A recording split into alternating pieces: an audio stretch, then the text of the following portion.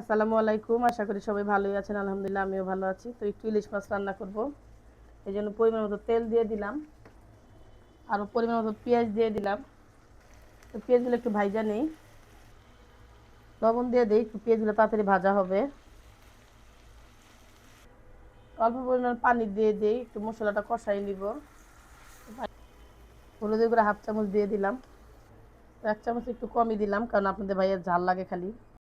অল্প একটু ধনিয়া দিয়ে দিলাম, ছোটো চামচের 1 চামচ রসুন বাটা দিয়ে দিলাম, কারণ যেহেতু রসুন বাটা আমরা খাই সব কিছুতেই। জিরা বাটাও দিয়ে দিলাম। তো আমরা যখন আগে গ্রাম অঞ্চলে রান্না করতাম, মানে মা রান্না করতো আর কি, আমি না, তখন দেখতাম যে জিরা রসুন এগুলো দিত না, ইলিশ মাছের ঘ্রাণ চলে যাবে। আর এখন তো ইলিশ মাছের কোনো ঘ্রাণই নাই। মশলাটা ভালো করে কষাই নিছি, এখন মাছগুলো দিয়ে দিব। তো এখানে একটা মাছ নিয়ে আসছে, দেখেন 3 পিস হয়েছে, আর লেজা মাথা মানে 5 পিস আর কি। এই মাছটা ভালো করে আমি কষাই নিব। তো কষানোর জন্য একটু অল্প পরিমাণ পানি দিয়ে দিয়ে ভালো করে কষাই নিই, একটু ঢাইকা দিই, ভালো করে কষানো হোক মাছটা।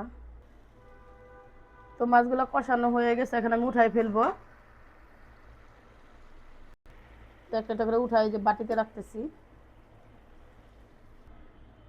তো ইলিশ মাছ রান্না করতে যায় দেখি কোনো তরকারি মরকারি কিছু নাই, গরিব মানুষ আমরা।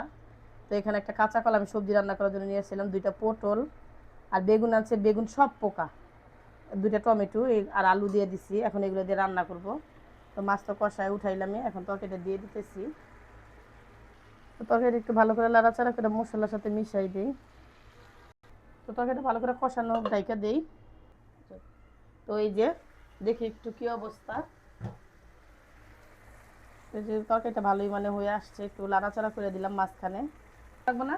তো ঢাইকা দিই, আর একটু কষানো ভালো করে হয়ে নে। তো তরকারিটা দেখি কি অবস্থা।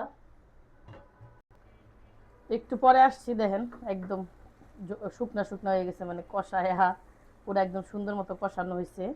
তো এখন আমি মাছগুলো দিয়ে দিব। মাছগুলো দেওয়ার আগে একটু পানি দিয়ে দিই, ঝোলের জন্য আর কি। তো পানি দিয়ে দিলাম। তো এখন তো ঝোল দিয়ে দিছি, তো মাছগুলো এখন দিয়ে দিব। এখানে মাছগুলো কষায় রাখছি, তো কষায় যে সবগুলা মাছ দিয়ে দিলাম। এখানে আবার আরেকটা মানে কিচ্ছা কাহিনী করতে হইব, ওটা আপনাদেরকে বলতেছি। তো ছোট মেয়ে আর ছেলে যে ইলিশ মাছ খায় না, ওদের জন্য 2 পিস মাছ, এটা কাতলা মাছ, এখানে দিয়ে দিলাম আর কি। তাহলে দেখেন একই ঘরের ভিতরে কত রং তামাশা। তো ঝোল টোল দেওয়া শেষ, সব কিছু ডাইকা দিব। তো ডাইকা দিই। তো তরকারিটা প্রায় হয়ে আসছে, দেখি আলু ঠালু সিদ্ধ হইলো নাকি। তো আলু আর একটু সিদ্ধ হবে দেখলাম। এই যে আলুগুলো আসলে বেশি সিদ্ধ হইতে চায় না, আর বাকি তরকারিগুলো কিন্তু সবই সিদ্ধ হয়ে গেছে। তো আজকের আলু আলাদা করে কষাইলাম না, ভাল লাগলো না। তো যাই হোক একটু ধনিয়া পাতা দিয়ে দিব উপরে ছিটাইয়া। তো এই যে তরকারিটা কিন্তু আমার হয়ে গেছে। তো সবাই মিলে একটু ভিডিওটা দেখবেন, আর ভিডিওটা শেয়ার করে দিবেন, আর লাইক তো করবেন অবশ্যই। আর একদিন ইলিশ মাছের তরকারি দিয়ে একটু ভাত খেয়ে যান।